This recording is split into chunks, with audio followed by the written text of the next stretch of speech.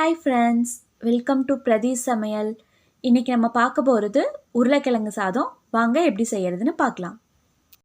உருளைக்கிழங்கு சாதத்துக்கு தேவையான பொருட்கள் உருளைக்கிழங்கு.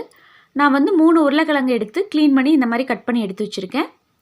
ஒரு பெரிய வெங்காயம் பொடி பொடியாக கட் பண்ணது, 1 டீஸ்பூன் இஞ்சி பூண்டு பேஸ்ட்டு, 1 டீஸ்பூன் சோம்பு, 1 டீஸ்பூன் சீரகம், 1 பிரிஞ்சி இலை, 1 பட்டை, 2 கிராம்பு, கொஞ்சம் கருவேப்பிலை, உப்பு உங்கள் தேவைக்கேற்ப, 1 டீஸ்பூன் மிளகாய்த்தூள், 1/4 டீஸ்பூன் மஞ்சள் தூள், 1 டீஸ்பூன் கரம் மசாலா.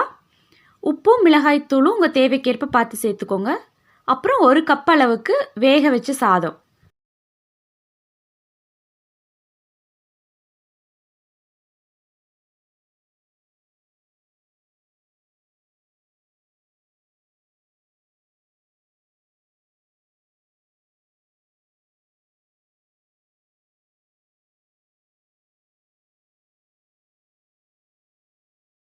ஒரு பேனில் கொஞ்சமாக எண்ணெய் சூடு பண்ணிக்கலாம். எண்ணெய் சூடானதும் நம்ம கட் பண்ணி வச்சுருக்க உருளைக்கிழங்கு அதில் சேர்த்துடலாம். சேர்த்துட்டு நல்லா பொரிச்சு எடுத்துக்கோங்க. உருளைக்கிழங்கு நல்லா கிறிஸ்பியாக மொறுமொறுன்னு இருக்கணும் அப்படிங்கிறது கிடையாது. ஒரு 3/4 வாசி வெந்தால் போதும், அதான் கரெக்டாக இருக்கும். இப்போது உருளைக்கிழங்கு நல்லா வெந்துருச்சு. இந்த மாதிரி ஒன்று எடுத்து கையில் இந்த மாதிரி ப்ரெஸ் பண்ணி பார்த்தீங்கன்னா உங்களுக்கு தெரியும், சாஃப்டாக இருக்கும். அதான் கரெக்டான பதம். இப்போ நம்ம ஸ்டவ்வை ஆஃப் பண்ணிவிட்டு உருளைக்கிழங்கு எடுத்து தனியாக வச்சிடலாம். ஒரு மிக்ஸி ஜாரில் நம்ம எடுத்து வச்சுருக்க 1 டீஸ்பூன் சீரகம், 1 டீஸ்பூன் சோம்பு, இது ரெண்டையும் சேர்த்து அரைச்சி எடுத்துக்கலாம். நல்லா பவுட்ரு மாதிரி அரைக்கணும் அப்படிங்கிறது கிடையாது, லைட்டாக அரைப்பட்டுச்சுன்னா போதும். இப்போது பேனை ஹீட் பண்ணிக்கலாம். பேன் சூடானதும் அதில் 2 டேபிள் ஸ்பூன் எண்ணெய் சேர்த்துக்கலாம். எண்ணெய் காஞ்சதும் அதில் 1 டீஸ்பூன் கடுகு, கடுகு பொரிஞ்சதும் நம்ம எடுத்து வச்சுருக்க ஒரு பட்டை, 2 கிராம்பு, ஒரு பிரிஞ்சி இலை, கொஞ்சம் கருவேப்பிலை. இப்போ இது கூட நம்ம கட் பண்ணி வச்சுருக்க ஒரு பெரிய வெங்காயத்தை சேர்த்து நல்லா வதக்கி விட்டுறலாம்.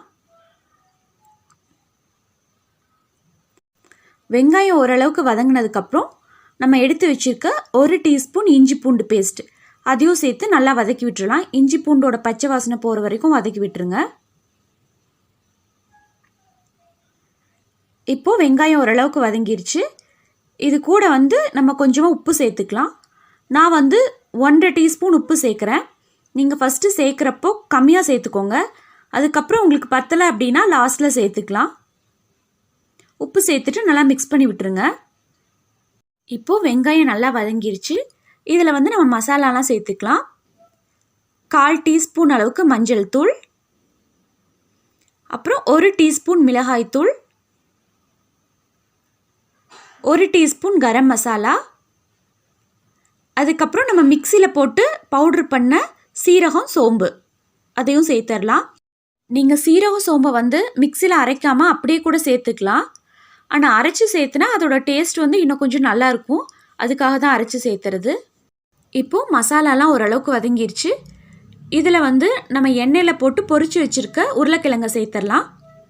சேர்த்துட்டு நல்லா வதக்கி விட்டுருங்க. அந்த மசாலா உருளைக்கிழங்குல எல்லா சைடும் நல்லா படுற மாதிரி வதக்கி விட்டுருங்க. இப்போது உருளைக்கிழங்கு மசாலா கூட நல்லா வதங்கிருச்சு. இதில் நம்ம சாப்பாடு சேர்த்துடலாம். நம்ம ஃபஸ்ட்டே வேக வச்சு வச்சுருக்க 1 கப் சாதத்தை இதில் சேர்த்துடலாம். சாப்பாடு குழஞ்சி போகாமல் கொஞ்சம் உதிரியாக இருக்க மாதிரி எடுத்துக்கோங்க. அப்போ தான் உங்களுக்கு வெரைட்டி ரைஸ்க்கெலாம் கொஞ்சம் நல்லாயிருக்கும். இது கூட கொஞ்சம் மிளகுத்தூள் சேர்த்துக்கலாம். இது ஆப்ஷனல் தான், உங்களுக்கு வேணும்னா சேர்த்துக்கோங்க, இல்லைனா விட்டுறலாம். சேர்த்துட்டு சாப்பாடை நல்லா கிளறி விட்டுருங்க. இப்போது சாப்பாடு ரெடி ஆயிடுச்சு. இது கூட ஃபைனலாக கொஞ்சமாக மல்லி இலை சேர்த்துக்கலாம். சேர்த்துட்டு ஒரு டைம் நல்லா மிக்ஸ் பண்ணி விட்டுருங்க. ரொம்ப ரொம்ப டேஸ்டான உருளைக்கிழங்கு சாதம் ரெடி ஆயிடுச்சு. நம்ம ஃபஸ்ட்டே சாதம் வேக வச்சு எடுத்துட்டோம் அப்படின்னா ஒரு 10லேருந்து 15 நிமிஷத்துக்குள்ளே ஈஸியாக இதை நம்ம செஞ்சிடலாம். இதோட டேஸ்ட்டும் ரொம்ப நல்லாயிருக்கும். எல்லோரும் மறக்காமல் ஒரு டைம் வீட்டில் இதை ட்ரை பண்ணி பாருங்கள். உங்களுக்கு பிடிச்சிருந்துச்சு அப்படின்னா லைக் பண்ணுங்கள், ஷேர் பண்ணுங்கள், சப்ஸ்கிரைப் பண்ணுங்கள். தேங்க்யூ.